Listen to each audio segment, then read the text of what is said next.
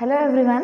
In today's class we are going to discuss one of the topic from our 10th standard, that is principle of metallurgy lesson. So one of the topic from that lesson is corrosion. So first let us see what is corrosion. So what are the conditions for the formation of corrosion, and then we will go for an experiment to prove for an corrosion, right? So first coming to the definition and the meaning of corrosion. So corrosion is nothing but any metal if you take, if it is exposed for air and water for a long time. You could see best example iron. If you take for many days, if you leave it for an air and water, you could see some brown color layer is deposited on that. That is nothing but rusting, right? So exactly, so the rusting of any metal is known as corrosion. If you take an example of iron, so on the iron a brown color layer is deposited. That layer is iron oxide. So whenever this iron oxide is deposited on the iron, then that is called the rusting of iron.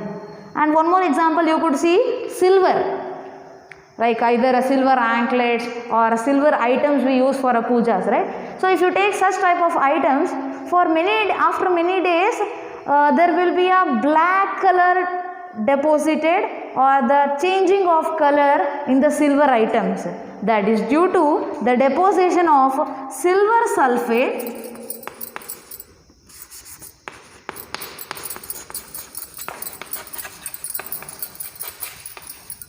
on the silver items. That is called corrosion again. So if you take one more example as a copper, you could have seen the different copper items. So on the copper a green color layer will be deposited. That layer indicates also a corrosion. That is due to copper carbonate. So in this way, corrosion is nothing but rusting of any metal is called a corrosion. So for the process of corrosion to take place, compulsory there must be water and also air. That means any metal, if it is exposed for air as well as water, then only the process of corrosion takes place. Then how can we prove that both the conditions are required for the corrosion to take place is our topic now. So we are going to prove that for a corrosion process, both air and water are the necessary conditions. Is the experimentally we are going to prove that. So we have drawn here a diagram. Through this diagrammatic view, we will go for this experiment to prove. Fine. So here you are able to see this diagram. So here we have taken 3 test tubes which are cleaned and fresh and dry. So after we take 3 test tubes, we must label each test tube as test tube A, B and C. Then after we label the test tube, now in each test tube take one new iron nail which is free from rusting. So that nail must be new one. So you must take 3 iron nails and place in each test tube.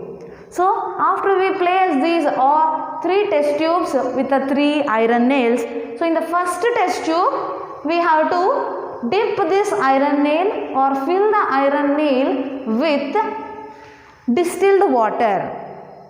Okay. So in the second test tube, if we come, we have to fill this test tube where this iron nail is placed inside with boiled distilled water. So after we fill with the boiled distilled water, then we have to add about 1 ml of oil.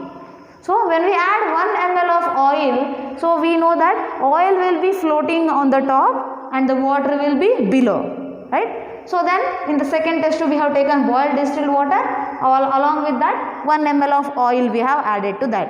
Then coming to the third test tube, we have taken here anhydrous calcium chloride crystals. So anhydrous calcium chloride is nothing but it is one of the form of purified salt. Okay. So that purified salt, which is anhydrous calcium chloride crystals, are taken along with this iron nail. So these crystals they can absorb the water content or the moisture that is present in the air. Fine. So after we take all these things, now each test tube is closed with the cork. Cork is nothing but it's just like a closing material used for test tube. So we have closed it with a cork. Then we will leave these 3 test tubes for many days or months also. So after a few days, when we take all these 3 test tubes again, and if you open this cork and when we observe the iron nails, then we could observe that in the test tube A, the nail which was kept, it is with rusting.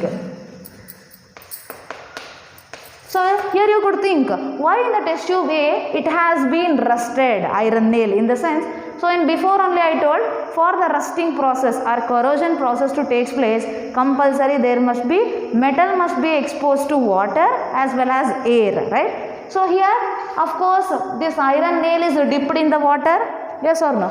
So and also whenever before closing the cork, there was also an air present in that. So as it was exposed both for water as well as air, so this nail became rusting and this is called a corrosion. So coming to the test tube B, we will see now whether in test tube B this corrosion has taken place or not. So when we see in test tube B, you could see here we took a boiled distilled water, then we added oil. So here oil plays a crucial role. As oil is on the top, it will not allow the air to move inside. That means here this nail is dipped in the water, but air which is entered into the test tube, it has stopped here itself. That means it has not entered inside. So in test tube B, corrosion did not take place, means the iron nail was the same as it was before. Okay. So coming to the test tube C, here you could see this iron nail along with the anhydrous calcium chloride, it was placed. That means there is no water content present here, but it is exposed only for dry air. So even in the test tube C also, corrosion or rusting did not take place. So the iron nail was same as before. So through this experiment, we can prove that both air and water are the necessary conditions for the corrosion to take place. So this is a very important long answer. You can please concentrate on this. Thank you.